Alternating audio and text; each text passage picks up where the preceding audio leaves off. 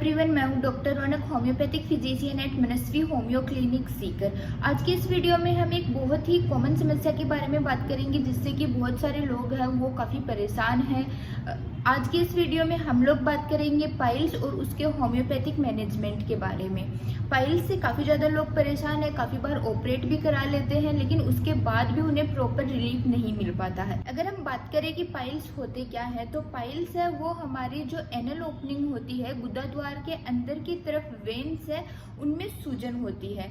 और ये होती किस वजह से है? जब गुदा द्वार में लगातार तनाव बना रहता है उसकी वजह से वेन्स में सूजन आ जाती है और पाइल्स की समस्या हो जाती है। अगर हम बात करें पाइल्स के टाइप्स की, तो पाइल्स है वो दो टाइप के होते हैं, एक्सटर्नल पाइल्स और इंटरनल पाइल्स है।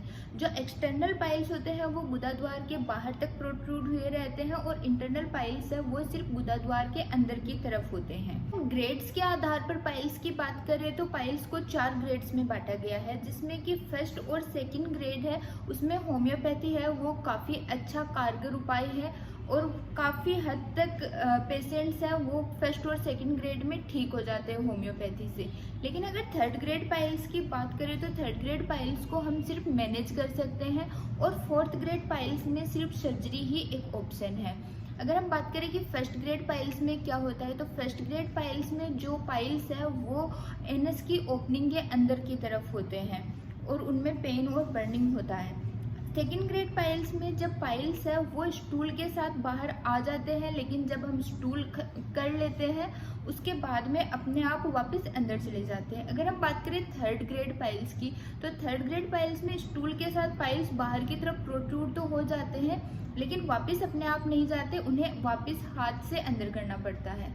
बात करें फोर्थ ग्रेड पाइल्स की, तो फोर्थ ग्रेड पाइल्स में पाइल्स हैं वो हमेशा बाहर ही रहते हैं, जो कि एक काफ़ी दर्द भरी स्थिति होती है। वैसे तो खून आना पाइल्स का सबसे प्रोमिनेंट सिम्टम माना जाता है, लेकिन कई बार कई और कंडीशंस की वजह से भी खून आ सकता है, जैसे कि किसी को फिशर या फिस्टुला हो गया, उन स्थितियों में भी पाइल्स से खून आ सकता है।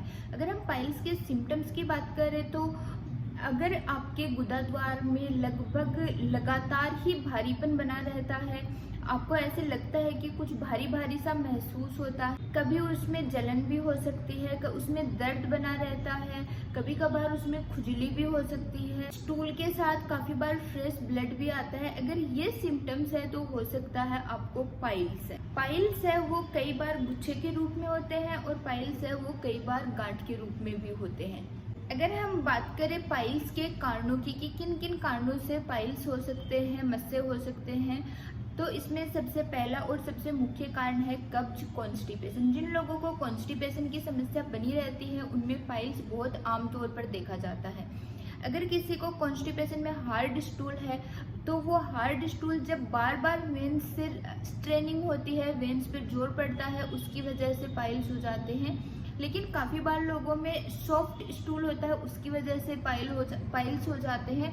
तो उसमें होता ये है कि किसी को सॉफ्ट स्टूल होता है लेकिन उनको वो काफ़ी टाइम लगता है फ्रेश होने में, उसके लिए काफ़ी जोर लगाना पड़ता है। तो वो जब बार बार वेन्स स्ट्रेन होती है, बार बार वेन्स पर तनाव आता है, उस वजह से सॉफ्ट स्टूल में भी पाइल्स हो सकते हैं। जिन लोगों को बहुत लूज मोशंस की समस्या बार बार बनी रहती है, बार बार लूज मोशन जाना पड़ता है, उन लोगों को भी पाइल्स की समस्या हो सकती है। या फिर वे लोग जिनको बहुत वजन उठाने का काम रहता है उन लोगों को पाइल्स की समस्या हो सकती है। काफ़ी बार प्रेगनेंसी में भी पाइल्स की समस्या देखी गई है, क्योंकि जब यूट्रस में बच्चा होता है और उसका दबाव नीचे की तरफ होता है तो हमारी जो रेक्टल वेन्स है उन पे दबाव पड़ता है, उसकी वजह से भी पाइल्स हो सकते हैं। ये पाइल्स के डायरेक्ट कॉजेज थे। पाइल्स के कुछ इनडायरेक्ट कॉज भी होते हैं, जैसे कि किसी को लीवर की कोई दिक्कत हो, खाना पचता नहीं हो, गैस बनी रहती हो, पेट फुला फुला रहता हो, जिन लोगों को फैटी लीवर की समस्या होती है उन लोगों को भी पाइल्स की दिक्कत आ सकती है। पाइल्स की होम्योपैथिक मेडिसिन से पहले हम लोग पाइल्स के जनरल मैनेजमेंट की बात कर लेते हैं। अगर हम जनरल मैनेजमेंट की बात करें तो सबसे पहली चीज़ तो ये है, अगर आप कोई भी खाना खाते हैं और उसके बाद में आपको अपने पेट में भारीपन लगता है, आपको लगता है कि ये खाना पच नहीं रहा है,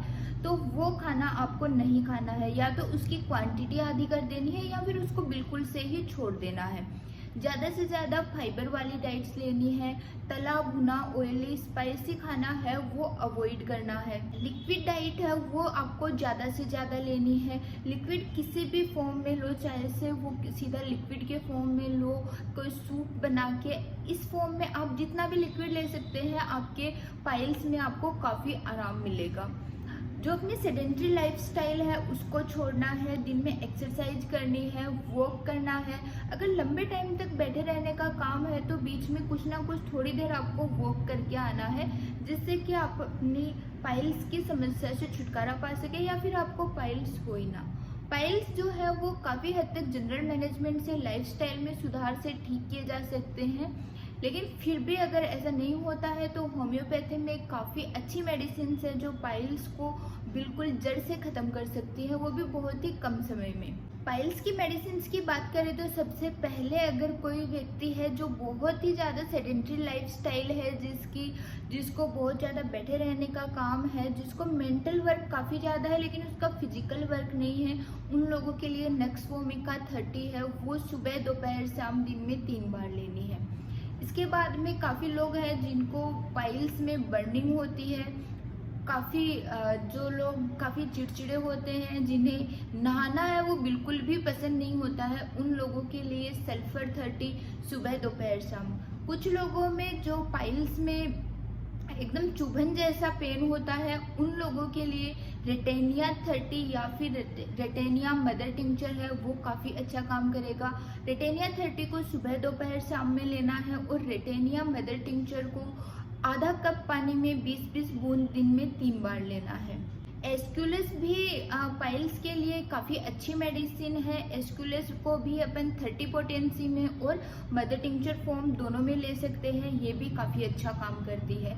जिन लोगों में ब्लीडिंग की समस्या काफ़ी ज़्यादा देखी जाती है उनके लिए हेमेमेलिस 30 या फिर हेमेमेलिस मदर टिंचर फॉर्म में काफ़ी अच्छा काम करेगी। हेमेमेलिस 30 की भी 4-4 गोलियां सुबह दोपहर शाम और हेमेमेलिस मदर टिंचर की आधा कप पानी में 20 बूंदे दिन में 3 बार आपके पाइल्स की समस्या को खत्म करने में काफ़ी ज़्यादा हेल्प करेगी। ये दवाएं सिर्फ जनरल अवेयरनेस के लिए हैं, इनको आपको अपने नज़दीकी होम्योपैथिक फिजिशियन से कंसल्ट करके ही लेना है।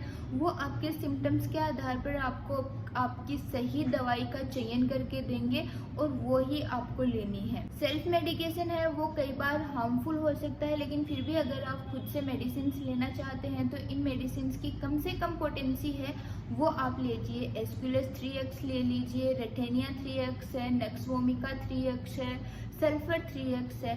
कम पोटेंसी में ये मेडिसिन है, उनके हार्मफुल इफेक्ट्स नहीं देखने को मिलेंगे। इसके साथ एक कोई भी अच्छी कंपनी का लीवर टॉनिक है वो आप जरूर से लीजिए, वो आपके डाइजेशन को ठीक करेगा और आपकी पाइल्स की समस्या है उसको भी खत्म करेगा। इसके अलावा अगर आपको किसी भी तरह का कोई भी हेल्थ इश्यू है तो आप हम लोगों से संपर्क कर सकते हैं। Manasvi homeopathic clinic, Piprali road, Sikar. Online consultation भी अवेलेबल है जिसकी डिटेल्स है वो स्क्रीन पर दी गई हैं। आप हमें कॉल कर सकते हैं, व्हाट्सएप कर सकते हैं, अपनी तकलीफें हैं वो बता सकते हैं। Thank you so much for watching. और अगर आप यहाँ तक आए हैं तो चैनल को सब्सक्राइब कर दीजिए और जिस किसी को भी पाइल्स की या फिर अन्य कोई भी हेल्थ इश्यूज है उन लोगों को वीडियो शेयर कर दीजिए।